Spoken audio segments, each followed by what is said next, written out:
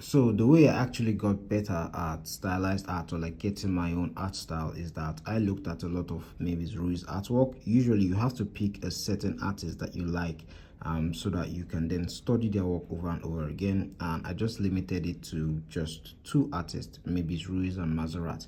And I looked at the artwork over and over again. Whenever I was working on a portrait, I would compare like a lot of the paintings that she had and look at how she approached drawing eyebrows, how she approached drawing hair, how angular it was, and I'll try my best to replicate that, right? And most times, not every time, I will like, specifically like the artistic choices that she had. That is why there's a difference between her work and my own work, right? So at the end of the day, your habits and what comes naturally to you would show through, and that's despite the fact that your art might look, there might be similarities between the artist you like and your own art.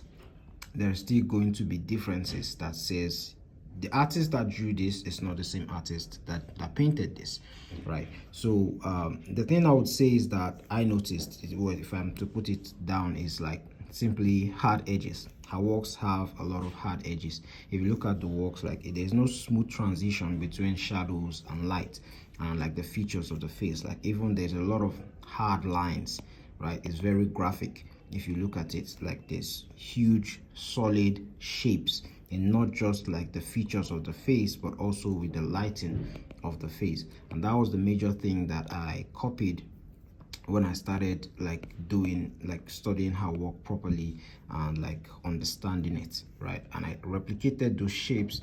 Even though I did go a bit extra, like one thing I then noticed with my art style is that whenever I did lighting, I like painting shapes on top of shapes. Like, so if I had like a big triangle over here, I would draw like another rectangle over it. I'll draw a triangle over it, and that is how, like, that was just something I was naturally inclined to do.